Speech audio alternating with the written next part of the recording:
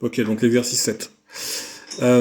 Pour chacune des affirmations, dire si elle est vraie ou fausse. Si deux vecteurs en même direction et même norme, alors si sont égaux. Bah non, du coup, parce que Donc. s'ils ont le même sens, la même direction et la même norme, qui sont égaux. Voilà, donc là le plus simple c'est de donner, de donner un contre-exemple. Quand c'est faux, c'est de donner un contre-exemple.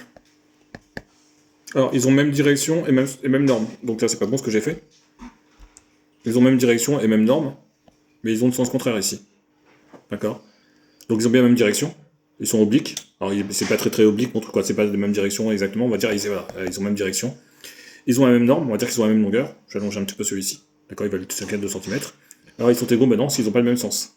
Donc, juste quand c'est non, un exemple qui justifie que ce soit une non, un contre-exemple, ce qu'on appelle un contre-exemple.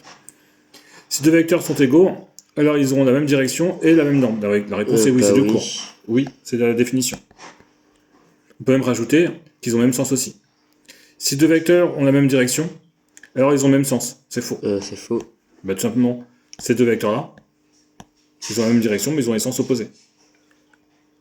Si deux vecteurs ont... C'était A3. Le 4.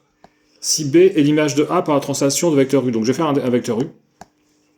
Et B c'est l'image de A. Donc je prends A. Et je fais cette translation de vecteur U. Oui, du coup, ils sont égaux. Alors, AB et U sont égaux. Oui, c'est la définition de la translation. Petit 5. Si deux vecteurs sont égaux, donc on a le vecteur UP. Je fais le décaler autour en dessous. T'as vu, je les mets en dessous, pas en dessous, pas ici, ça sert à rien. Je le décale. Et WD. On te dit donc si UP est égal à WD, alors le quadrilatère UPDW est un parallélogramme. La réponse est oui. On fait attention de bien suivre. Si on nous aurait dit UPWD, donc là on a UP qui est égal à WD. Et t'as beaucoup d'élèves qui te disent ah bah donc UPWD est un parallélogramme. Bah non, c'est UPDW. Ouais. Si ça croise. Si ABCD est un parallélogramme, donc on fait un parallélogramme, on fait pas de tête, hein, on va chercher ces points. Si ABCD est un parallélogramme, alors BC, on va changer de couleur, le vecteur BC est égal au vecteur DA. Bah non. Bah non. Du coup, parce qu'ils ont pas le même sens. Ils sont opposés. Par contre, on peut dire que BC est égal à moins DA. Oui. D'accord. Puisque après, moins DA, ça fait AD. Et on a bien BC qui est égal à AD. Après, ça c'était la 6. La 7. Si AB est égal à 2 fois AC, donc on part de A, je vais faire un vecteur AC. Et de A, je vais faire 2 fois, donc je vais tracer le vecteur AB. Donc AB, je fais une fois AC, 2 fois AC. Le grand en noir, c'est le vecteur AB. J'ai bien AB ici, qui est égal à 2 fois AC. Oui. Et bah oui, on a bien C qui est le milieu. Ah non, c'est B le milieu. Donc du coup, c'est faux. Donc c'est faux. Donc on a bien C qui est le milieu, mais c'est pas la bonne question. C'était est-ce que B c'est le milieu, et donc ça marche pas. Faut toujours faire le tracé. Hein.